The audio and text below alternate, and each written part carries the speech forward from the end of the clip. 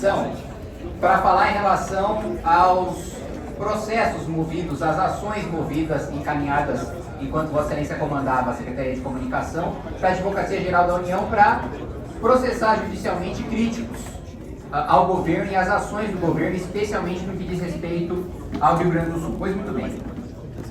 Vossa Excelência falava muito, durante a época do governo Bolsonaro, sobre a existência de um gabinete do ódio. Pois nós fomos surpreendidos aí nessa semana com uma matéria do Estadão falando sobre a existência de um gabinete do ódio do PT, inclusive com o próprio secretário de Comunicação do PT admitindo as reuniões diárias com o Ministério da Secretaria de Comunicação e com a denúncia também do Estadão de que influenciadores ligados ao governo estariam lucrando bastante com a disseminação de notícias falsas nas redes sociais. Né? Então, foi denunciado, né, a alimentação e uma orientação oficial do governo para uma série de páginas e de perfis governistas que servem tanto para fazer a defesa do governo Lula nas redes sociais, como para promover o linchamento de reputações e ataques difamatórios, injuriosos e caluniosos, não só contra opositores políticos, mas também contra jornalistas que promovem matérias, inclusive de jornalismo investigativo,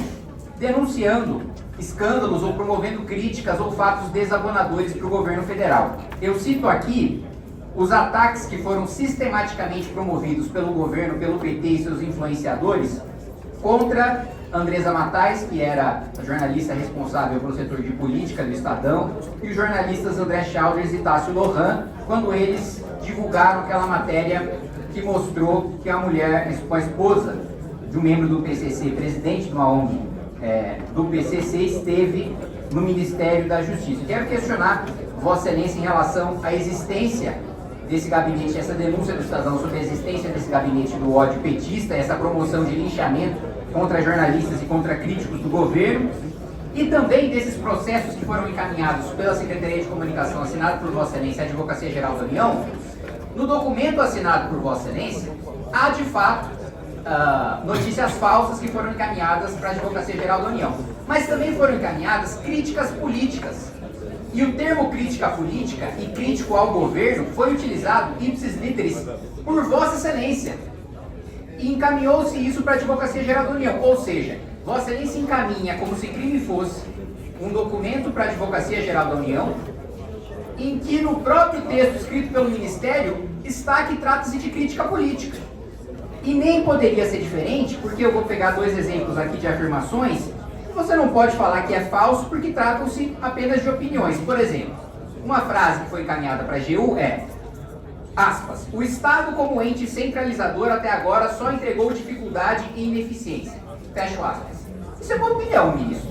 Você pode discordar e citar um rol de ações que foram tomadas pelo governo, mas depois de escutar todas as ações que foram tomadas pelo governo federal, eu ainda posso discordar e acreditar que sim, o Estado entregou, como foi colocado aqui, dificuldade e ineficiência. Não há nenhum crime nessa afirmação e essa pessoa vai ter que pagar um advogado para responder por uma ação movida pela Advocacia Geral da União. Então, dentre outras, teve ainda uma publicação de um vídeo de um caminhão do Exército que estava completamente submerso, e o vídeo é verdadeiro, e um comentário ironizando, dizendo que os caminhões teriam virado submarinos. Também é uma ironia, uma piada, com uma situação, um fato dado, que não é uma notícia falsa e que, mais uma vez, demonstra a intenção de utilizar a estrutura pública da Advocacia Geral da União para assediar judicialmente opositores políticos. Então, eu quero questionar a Vossa Excelência em relação, né, a esse relatório, né, que Vossa Excelência encaminhou à Advocacia Geral da União, que trata-se apenas de opiniões políticas.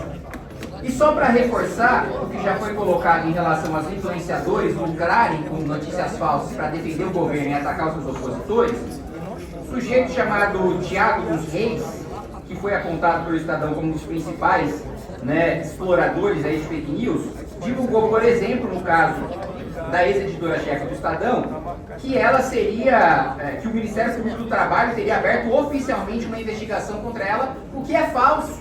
E foi replicado, inclusive, por membros importantes e graduados no alto comando do Partido dos Trabalhadores.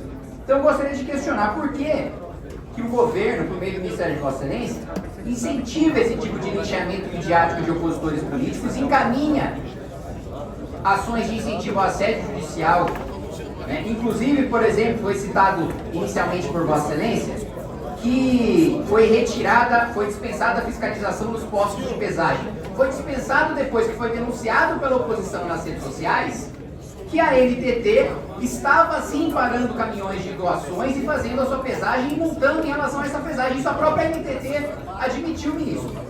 Não é notícia falsa. E nós fomos atacados como se notícia falsa fosse. E mais do que isso, foi dito ao governo, encaminhado ofício para nós deputados, que nós poderíamos fazer remanejamento de emendas de transferência especial para ajudar o Rio Grande do Sul. Aí eu sou surpreendido nesse mês com um ofício da Secretaria de Relações Institucionais do governo Lula, dizendo que nós não poderíamos mais, se quiser eu mostro ofício a Vossa Excelência, encaminhar recursos de transferência especial das emendas parlamentares para ajudar o Rio Grande do Sul. Então, por que essa mudança de posicionamento do governo? Porque, primeiro, a gente poderia retirar esse recurso de transferência especial para ajudar o Rio Grande do Sul e agora nós não podemos mais. Esses são os questionamentos que eu gostaria de fazer a Vossa Excelência. Obrigado. 13 minutos. Bom, em primeiro lugar, eu agradeço a manifestação do líder Pedro Arrara e também do deputado Filho. Foram muitas questões importantes. Lamentavelmente, eu tenho 3 minutos. Primeiro, nunca ouvi falar do tal de gabinete ousadia. Isso é ridículo essa matéria. Desconheço completamente. Para mim foi algo...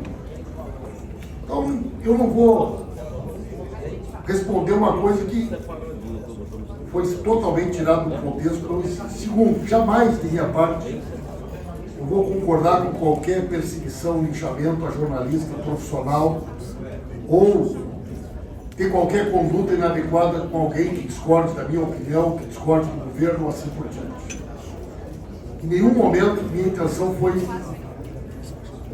criar qualquer tipo de constrangimento a críticas ao governo. Meu único objetivo foi estancar uma rede organizada de fake news que naquele momento atuava de forma industrial para prejudicar a ação de trabalho de resgate, salvamento e chegada de donativos no nosso estado. Só sobre o episódio dos caminhões. Nenhum caminhão foi paralisado para exigir nota fiscal. Nenhum caminhão foi parado para cobrar imposto. Houve sim um episódio específico, automático, quando passou na balança, e mesmo assim o caminhão foi liberado. Nenhum caminhão deixou de chegar ao Rio Grande do Sul ou entregar donativo. Jamais ninguém exigiu nota fiscal. Jamais foi cobrado imposto de ninguém. Essa foi a questão que eu desmenti. Em segundo lugar, deputado Pedro, quero em primeiro lugar agradecer ao senhor e no seu nome agradecer a todos os bombeiros do Brasil. Voluntários, bombeiros militares, bombeiros civis, o senhor esteve lá no Rio Grande do Sul. Para nós um motivo de orgulho e de agradecimento a sua presença. Eu tenho conversado muito com o Volney, o secretário nacional de Defesa Civil, com o ministro Valdez. Quero dizer a Vossa Excelência que se tem uma coisa que nós precisamos debater, é a criação de uma Força Nacional da Defesa Civil. Essa é uma ideia que o Volney discute, que o Valdez discute, nós já conversamos sobre ela dentro do governo. Nós precisamos ter uma capacidade de pronta resposta.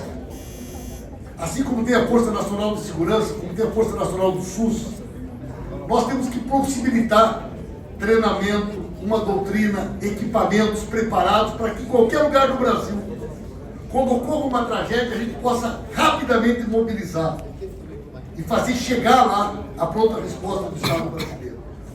Então, se tem um ensinamento que nós precisamos tirar, é a importância de debater a Força Nacional da Defesa Civil.